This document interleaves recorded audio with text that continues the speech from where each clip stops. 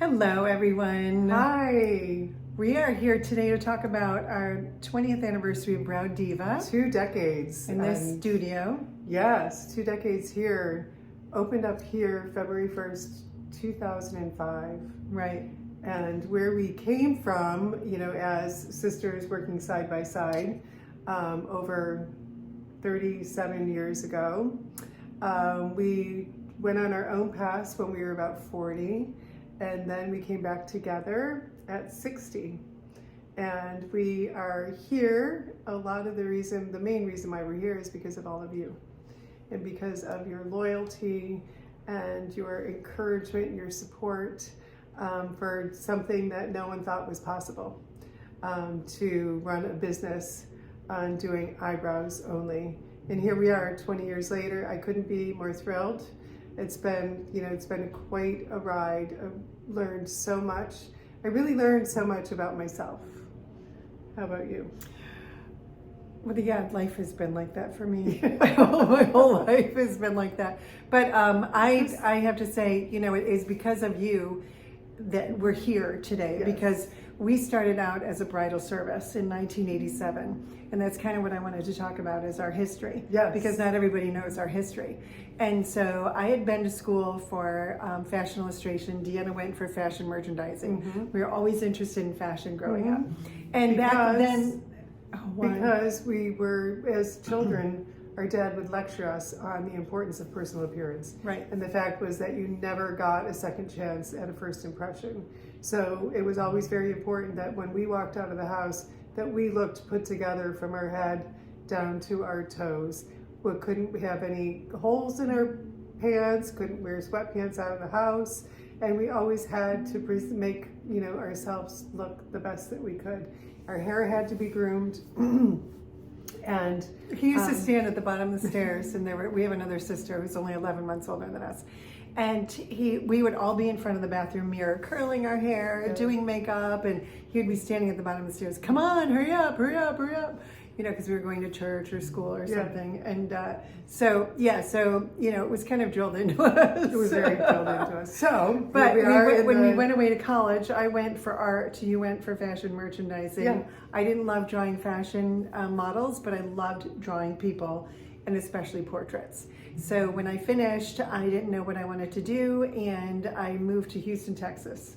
And I got into the modeling industry there and started doing makeup.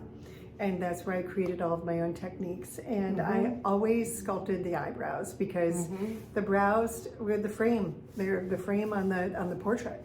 And so they're the frame of our face. And when I was doing models, I would always do their brows too. So when I moved back here, I was in Houston for 6 years. Deanna had been working do you want to talk about that? I had been working in the department stores as a freelance makeup artist. And I was doing everything that Deborah taught me, because when she would come home, we would be standing in front of my bathroom mirror and she would teach me her techniques. So I learned in that way. And so it gave me the confidence to market myself as a freelance makeup artist in Sibley's and McCurdy's and Foreman's, and we're going way back. For those of you who may be a little bit too young and don't remember those stores, but there's a lot of you that will remember the stores. And I worked for Estee Lauder and Lancome and Clinique and Elizabeth Arden. And so we were sitting in my backyard one day, and I had one of my clients from the department store call. So when I came home, I was a freelance makeup artist with Deanna. Yeah, so I got her the job. And I went and answered the phone. It was before cell phones. I only had a landline. This is how long ago 1987. Yeah. And I went out to Deborah in the backyard, and I was like, that was my client, Terry Budnek, and she would like us to do her makeup for her wedding. You said, we're going to do it. And I said, let's start a business. And I said, you know what? That would be a great business. Yes. So we were the first professional bridal makeup service in Rochester. Yes. And so after we did her wedding, and we did a very natural look, and in the 80s, for those of you who remember, it was a very made up look.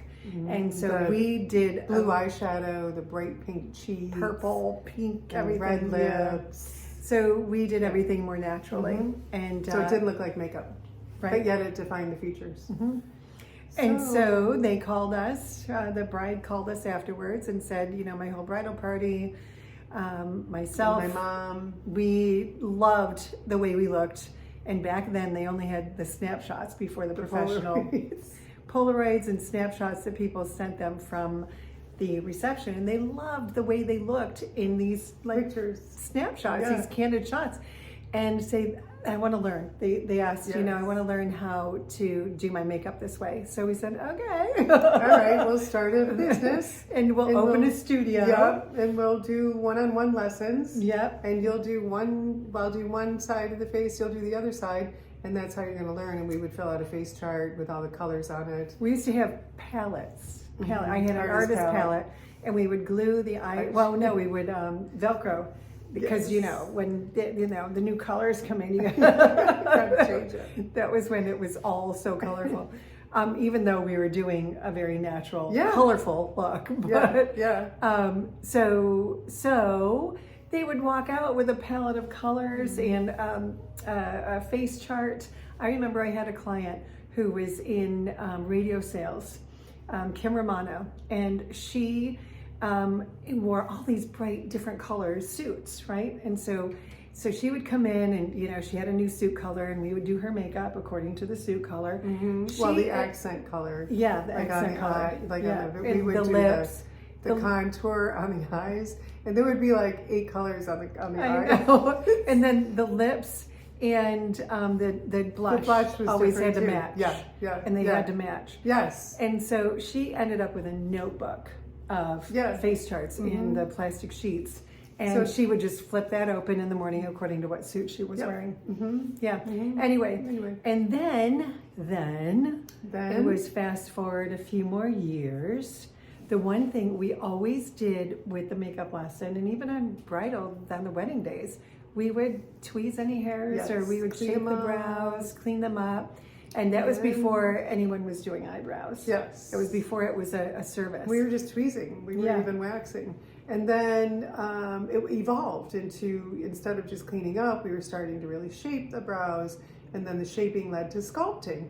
And women were coming back to get their eyebrows done. We want to get our eyebrows done again. So we put that on the menu. So it was really all of you really that dictated why we're here, why we're doing what we're doing. And so there became a point in our careers where we had moved Jumel makeup studio in with Deborah's partner who had a hair salon. And it was my time to go and figure out what I wanted to do on my own. And I really loved doing the eyebrow sculpting. So I marketed myself as an eyebrow sculptor. I started working at a salon in Fairport. It was called Distingue at the time. And I started there in 1999, just before I returned 40. And I went there with the intention of opening up my own studio because I had read an article about Anastasia from Beverly Hills that she was doing, 35 eyebrows a day. And I thought, women in Rochester want what women in Beverly Hills do. It's just the same thing. And so I started working in a salon. I built up a clientele, and within 2 years I developed the name Brow Diva. And then 4 years later, I opened up here. So it was 2 years into here, I had 2 other sculptors that I had hired and trained, and all 3 of my rooms had clients in at the same time. And that was 8 years after I began with the eyebrow sculpting that I realized that I was an overnight success. And in the meantime, Deborah had separated from your life partner, and with my support, I opened up a studio in Greece called Brow Biz, and then a few years later I opened up another studio in Victor. That was also called Brow Biz. And 6 weeks before COVID, and we had been talking for a couple of years about getting back together after my lease ended in Greece. And but 6 weeks before COVID, it all happened that we merged our studios together, and that became the new Brow Diva. And then of course COVID changed all of our lives, and so here we are today. We're still doing the brows, and it's just Deanna and I, and it makes it so much simpler with just the 2 of us doing the eyebrows and makeup. And so we have our Tim Jumel also transitioned from the full 20-step makeup process down to a 4-step makeup process. So here we are. We started out with makeup, and then moved into brows, and then came together with the brows, and then we're moving back into the makeup, because the makeup we can do from anywhere, anytime. But we're still here at 20 years later at 3025 Monroe Avenue in Rochester. Yeah. And we're So- excited to see our clients every day. Yeah, we love what we do, and we still love it. So thank you, and this is quite an accomplishment that I am humbled, and I am extremely grateful to have had this life experience.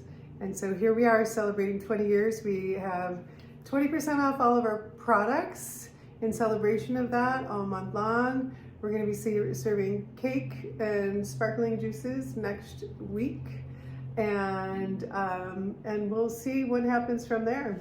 Yeah, and it's the Brow Diva brow products. They're all 20% off. You can buy them in the studio or go online at browdiva.com. And we look so forward to seeing you, and especially this month in our celebratory month of 20 years, and being here for you. Yes. Thank you. Thank you so much. We love you all. Mwah. Thank you. Bye-bye.